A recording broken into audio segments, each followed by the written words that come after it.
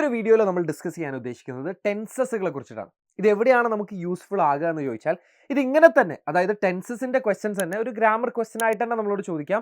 ഒരു 2-4 മാർക്കിനൊക്കെ ടെൻസസിൽ നിന്ന് തന്നെ നമുക്ക് ഡയറക്റ്റ് ആയിട്ട് ക്വസ്റ്റ്യൻസ് പ്രതീക്ഷിക്കാം. നമുക്ക് ചിലപ്പം എഡിറ്റിങ്ങിന്റെ ഭാഗത്ത് ടെൻസസ് ചോദിക്കാം.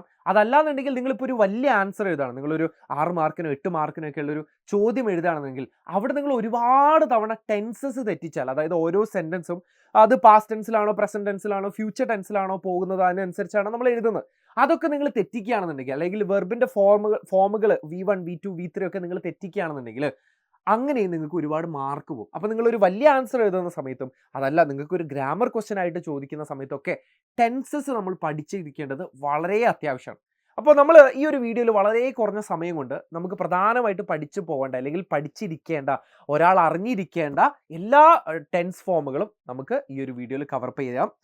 ചെറിയൊരു വീഡിയോ ആയിരിക്കും, നമ്മൾ പ്രധാനപ്പെട്ട കാര്യങ്ങൾ മാത്രമേ ഡിസ്കസ് ചെയ്യുന്നുള്ളൂ. ഓക്കെ, സോ നമുക്ക് ഏകദേശം ഒരു 12ഓളം ടെൻസുകളുണ്ട്, ടെൻസസിന്റെ ടൈപ്പുകളുണ്ട്. പക്ഷെ 12 നിർബന്ധമായിട്ട് നിങ്ങൾ പഠിക്കണം എന്നുള്ളത് ഞാൻ പറയൂല, നോട്ട് റെക്കമെൻഡഡ്. പക്ഷെ നിങ്ങൾക്ക് വേണമെന്നുണ്ടെങ്കിൽ 12ത്തിൻ്റെയും ഉദാഹരണ സഹിതം ഞാനിവിടെ കൊടുത്തിട്ടുണ്ട്. നമ്മൾ ഒരേ എക്സാമ്പിൾ വെച്ചിട്ട് തന്നെ എന്താണ് അത് തമ്മിലുള്ള വ്യത്യാസം എന്നുള്ളത് പഠിക്കാം. ഓക്കെ, സോ നിങ്ങൾ പഠിച്ചു പോകേണ്ട, അതായത് നിർബന്ധമായിട്ട് നിങ്ങൾ പഠിച്ചു പോകേണ്ട ഒരു 8 എണ്ണം ഉണ്ട്. ഈ ഒരു 8 എണ്ണം നിങ്ങൾ എന്തായാലും പഠിച്ചു പോകണം. അതിൻ്റെ ഒരു എക്സാമ്പിളും അത് മലയാളത്തിൽ എന്താണ് അതുകൊണ്ട് അർത്ഥമാക്കുന്നത് എന്നുള്ളതും നമ്മൾ അറിഞ്ഞിരിക്കണം. എന്ന് വെച്ചാൽ പ്രസന്റിൽ നമ്മൾ ഈ 3 ടൈപ്പും പഠിക്കണം. അതായത് simple present, present continuous, present perfect, ഈ 3 നമ്മൾ പഠിക്കണം. പാസ്റ്റിൽ past perfect, simple past, past continuous, past perfect, ഈ 3 പഠിക്കണം. ഫ്യൂച്ചറിൽ നിങ്ങൾ സിമ്പിൾ ഫ്യൂച്ചർ തന്നെ പഠിച്ചാൽ മതി. ഒരു എക്സ്ട്രാ വേണമെന്നുണ്ടെങ്കിൽ നിങ്ങൾക്ക് എന്ത് ചെയ്യാം, ഫ്യൂച്ചർ കണ്ടിന്യൂസ് കൂടെ പഠിക്കാം, അത്രയും മതി. പിന്നെ ബാക്കി വരുന്ന ഈ പെർഫെക്റ്റ് കണ്ടിന്യൂസ് ഒന്നും നമ്മൾ അങ്ങനെ റെഗുലർലി യൂസ് ചെയ്യാത്തതാണ്, അല്ലെങ്കിൽ അതിൽ സാധാരണഗതിയിൽ നിങ്ങൾ സെൻറ്റൻസുകൾ സ്ട്രക്ചർ ചെയ്യാത്തതാണ്, നമ്മൾ ആരും അങ്ങനെ കോമൺലി യൂസ് ചെയ്യാറില്ല. പക്ഷെ എന്നാൽ നിങ്ങൾ അറിഞ്ഞിരിക്കണം തോന്നുകയാണെങ്കിൽ അതിൻ്റെ ഉദാഹരണ സഹിതം ഞാനിവിടെ കൊടുക്കുന്നുണ്ട്. നമുക്ക് ആദ്യം സിമ്പിൾ പ്രസൻറ്റിൽ നിന്ന് സ്റ്റാർട്ട് ചെയ്യും. ഇതാണ് നമ്മൾ ഏറ്റവും കൂടുതൽ യൂസ് ചെയ്യുന്നത്. മേ ബി സിമ്പിൾ പ്രസൻറ്റും സിമ്പിൾ പാസ്റ്റും ആയിരിക്കും. ഹി ഡ്രൈവ്സ് എ കാർ, അയാൾ ഒരു കാറ് ഓടിക്കും എന്നാണ് പറയുന്നത്. അത് പ്രസന്റ് ടെൻസിലാണ്, ഇപ്പോഴാണ് സംഭവിക്കുന്നത്. ഓക്കെ, ഇനി ഇപ്പം അയാൾ വണ്ടി ഓടിച്ചുകൊണ്ടേയിരിക്കുകയാണെങ്കിലോ, വണ്ടി ഇങ്ങനെ ഓടിച്ചുകൊണ്ടേയിരിക്കുകയാണെങ്കിലോ, he is driving a car, ഇപ്പം അയാൾ വണ്ടി ഓടിച്ചുകൊണ്ടിരിക്കുകയാണ്. അത് പ്രസന്റിൽ കണ്ടിന്യൂസ് ആയിട്ട് നടന്നുകൊണ്ടേയിരിക്കുന്ന കാര്യമാണ്. മറ്റിടത്ത് നമ്മൾ എന്താ പറഞ്ഞത്, ഹി ഡ്രൈവ്സ് എ കാർ, അയാൾ വണ്ടി ഓടിക്കും എന്നേ പറഞ്ഞിട്ടുള്ളൂ. ഓക്കെ, പക്ഷെ ഇപ്പം അയാൾ വണ്ടി ഓടിച്ചുകൊണ്ടേയിരിക്കുകയാണ്. ഇനി മൂന്നാമത്തെ ടൈപ്പ് കുറച്ച് ട്രിക്കിയാണ്. ഇതിന് പ്രസന്റ് പെർഫെക്റ്റ് എന്നാണ് പറയാം. പക്ഷെ പ്രസന്റ് പെർഫെക്റ്റ് എന്ന് പേരിൽ പ്രസന്റ് എന്നുണ്ടെങ്കിലും ഇല്ലേ, ഇത് കഴിഞ്ഞു പോയ ഒരു കാര്യമാണ്. He has driven A car എന്നാണ് നമ്മളിവിടെ പറഞ്ഞിരിക്കുന്നത്. അയാൾ ഒരു വണ്ടി ഓടിച്ചു, അല്ലെങ്കിൽ അയാൾ ഒരു കാർ ഓടിച്ചിട്ടുണ്ടായിരുന്നു എന്നാണ് അർത്ഥം. എന്ന് വെച്ചാൽ അത് എപ്പോഴാണെന്ന് നമ്മളോട് പറയുന്നില്ല, പക്ഷെ അത് കഴിഞ്ഞ കാലത്താണ് നടന്നത്. കൃത്യമായിട്ട് ടൈം പറയാതിരിക്കുകയും പക്ഷെ കഴിഞ്ഞ കാലത്താണ് നടക്കുകയും ചെയ്തിട്ടുണ്ടെങ്കിൽ അവിടെ നമ്മൾ യൂസ് ചെയ്യേണ്ടത് പ്രസന്റ് പെർഫെക്റ്റ് ആണ്. ഇനി സമയം എപ്പോഴാണെന്നുള്ളത് കൃത്യമായിട്ട് പറയുകയും, അതായത് ഇന്നലെ അല്ലെങ്കിൽ കഴിഞ്ഞ മാസം, കഴിഞ്ഞ വർഷം എന്നുള്ളത് കൃത്യമായിട്ട് പറയുകയും, എന്നാൽ ഒരു കഴിഞ്ഞ കാലത്താണ് സംഭവിച്ചതെന്നുണ്ടെങ്കിൽ അവിടെ നമ്മൾ യൂസ് ചെയ്യുന്നത് സിമ്പിൾ പാസ്റ്റ് ആണ്. ആ വ്യത്യാസം മനസ്സിലായോ? കൃത്യമായിട്ടൊരു സമയം ഇവിടെ പറഞ്ഞിട്ടില്ല. He has driven A car എന്ന് പറയുന്ന സമയത്ത് അത് എപ്പോഴാണ് സംഭവിച്ചെന്നുള്ളത് പറയുന്നില്ല. മലയാളത്തിൽ നമ്മൾ അർത്ഥമാക്കണമെങ്കിൽ ഇപ്പം ഞാൻ പറയാണ്, ഞാൻ ബോംബെ പോയിട്ടുണ്ട്, ഞാൻ എന്നാ പോയതെന്ന് പറയില്ല. പക്ഷെ അതിന് പകരമില്ലേ, ഞാൻ ഇന്നലെ ബോംബെ പോയി, അല്ലെങ്കിൽ ഞാൻ ഇന്നലെ കോഴിക്കോട് പോയി എന്ന് പറയാലോ, അവിടെ നമ്മൾ യൂസ് ചെയ്യേണ്ടതില്ലേ, നമ്മൾ സിമ്പിൾ പാസ്റ്റ് ആണ്. സിമ്പിൾ പാസ്റ്റിൽ നമ്മൾ പറയുമ്പോൾ he drove A car yesterday എന്ന് പറയും. ഇവിടെ ഇപ്പോൾ അത് കൊടുക്കാത്തതിൻ്റെ കാരണം എന്താണെന്ന് വെച്ചാൽ അതിന് മുന്നേ വരുന്ന സെൻറ്റൻസ് എന്താണെന്ന് നമുക്കറിയില്ല. പക്ഷെ ജനറലി നമ്മൾ ആ ഒരു ടൈം കൂടെ അതിൻ്റെ കൂട്ടത്തിൽ പറയും, അല്ലെങ്കിൽ ആ ടൈം നമ്മൾ പറയുന്ന ആൾക്കും മനസ്സിലായിട്ടുണ്ടാവും. ഓക്കെ, ഞാനിപ്പോൾ ഈ ഒരു പെർട്ടിക്കുലർ സമയത്തിനെ കുറിച്ചിട്ടാണ് പറയുന്നത്, അല്ലെങ്കിൽ കഴിഞ്ഞ വർഷം നടന്ന കാര്യങ്ങളെ കുറിച്ചിട്ടാണ് പറയുന്നത് എന്നുണ്ടെങ്കിൽ അവിടെ നമുക്ക് പ്രത്യേകം അത് ഇന്നലെ ഇന്നലെ ഇന്നലെ നിങ്ങൾ ഓരോ സെൻറ്റൻസിൽ പറയേണ്ട ആവശ്യമില്ല. പക്ഷെ മിക്കവാറും അല്ലെങ്കിൽ ഒരു ഭൂരിഭാഗം കേസുകളിലും നമ്മൾ ടൈം മെൻഷൻ ചെയ്തിട്ടുള്ള, അല്ലെങ്കിൽ ആ ഒരു എന്താ പറയുക, ആ ഒരു പീരിയഡ് ഓഫ് ടൈം മെൻഷൻ ചെയ്തിട്ടുള്ള സമയങ്ങളിലാണ് നമ്മൾ സിമ്പിൾ പ്രസന്റ് യൂസ് ചെയ്യുക. ഹി ഡ്രോവ് എ കാർ, അയാൾ ഒരു വണ്ടി ഓടിച്ചു എന്നാണ് മലയാളത്തിൽ അതിൻ്റെ അർത്ഥം വരുന്നത്. പക്ഷേ പ്രസന്റ് പെർഫെക്റ്റിൽ പറയുമ്പോഴോ അയാൾ ഒരു കാർ ഓടിച്ചിട്ടുണ്ടായിരുന്നു, അത് എപ്പോഴാണെന്ന് നമുക്കറിയില്ല. അങ്ങനെയാണ് നമ്മൾ പ്രസന്റ് പെർഫെക്റ്റ് യൂസ് ചെയ്യുന്നത്. പാസ്റ്റ് സിമ്പിൾ പാസ്റ്റിൽ അയാൾ ഒരു വണ്ടി ഓടിച്ചു എന്നാണ് അർത്ഥം. ഇവിടെ നിങ്ങൾ ശ്രദ്ധിച്ചോ, ഡ്രോവ് എന്ന് പറയുമ്പോൾ അല്ലേ അവിടെ വെർബിൻ്റെ സെക്കൻഡ് ഫോമിലാണ് നമ്മളവിടെ കൊടുത്തത്. വെർബിൻ്റെ സെക്കൻഡ് ഫോമിലാണ് അവിടെ കൊടുത്തത്. ഇനി നമ്മൾ കണ്ടിന്യൂസ് ആകുന്ന സമയത്ത് ഓൾറെഡി നമ്മൾ കണ്ടു ING ഫോമാറ്റിലാണ് വരിക. He is driving A car എന്നാണ് പറഞ്ഞത്. He is driving A car ING ഫോമിലാണ്. പാസ്റ്റ് ടെൻസ് ആകുന്ന സമയത്തും സെയിം തന്നെയാണ് ചെയ്യുന്നത്. പക്ഷെ അവിടെ ഓക്സിലറി വെർബ് നമ്മൾ പാസ്റ്റിലാക്കണമെന്നേ ഉള്ളൂ. ഇവിടെ ഈസ് ആയ സമയത്ത് അവിടെ വാസ് ആയി. He was driving A car. അയാൾ ഒരു വണ്ടി ഓടിച്ചുകൊണ്ടിരിക്കുകയായിരുന്നു. പാസ്റ്റിലാണ്, പാസ്റ്റിൽ നടന്നുകൊണ്ടേ ഇരിക്കുകയായിരുന്നു എന്നുള്ളതാണ് അർത്ഥമാക്കുന്നത്. ഇനി പാസ്റ്റ് പെർഫെക്റ്റ് ആണ് ഏറ്റവും ട്രിക്കി എന്ന് ഞാൻ പറയാം. എന്ന് വെച്ചാൽ ഇത് നമ്മൾ അങ്ങനെ യൂസ് ചെയ്യാറില്ല. പക്ഷെ എന്നാലും നിങ്ങൾക്ക് ചിലപ്പോൾ ഇതിന് ടെൻസ് ഫോമിലായിട്ട് തന്നെ ക്വസ്റ്റ്യൻ വന്നിട്ടുണ്ട് അങ്ങനെ. He had driven A car. അയാൾ ഒരു കാർ ഓടിച്ചിട്ടുണ്ടായിരുന്നു എന്നാണ് പറയുന്നത്.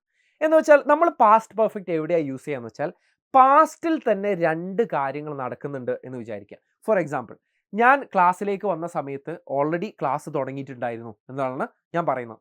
അപ്പോൾ നിങ്ങൾ ഒന്ന് ആലോചിക്കുക, രണ്ട് കാര്യങ്ങളും പാസ്റ്റിലാണ് നടന്നത്. അതായത് ഞാൻ ക്ലാസ്സിലേക്ക് പോയതും അവിടെ ഓൾറെഡി ക്ലാസ് തുടങ്ങിയതും രണ്ടും പാസ്റ്റിലാണ് നടന്നത്. പക്ഷേ അവിടെ ഓൾറെഡി ആദ്യം നടന്ന കാര്യം എന്താ? ക്ലാസ് തുടങ്ങിയത്. അതിനുശേഷം ഞാൻ പോയത്. പാസ്റ്റിൽ രണ്ട് കാര്യങ്ങൾ നടക്കുകയും അതിലേതെങ്കിലും ഒരു കാര്യം ആദ്യം നടക്കുകയും ചെയ്യുകയാണെങ്കിലേ ആ ആദ്യം നടന്ന കാര്യം പറയാൻ വേണ്ടിയിട്ടാണ് നമ്മൾ പാസ്റ്റ് പെർഫെക്റ്റ് യൂസ് ചെയ്യുക. The class had already started when I reach there എന്നാണ് നമ്മൾ ഇംഗ്ലീഷിൽ പറയാം. ഞാനൊരു എക്സാമ്പിൾ ഇവിടെ എഴുതി കാണിച്ചു തരാം. The class had already started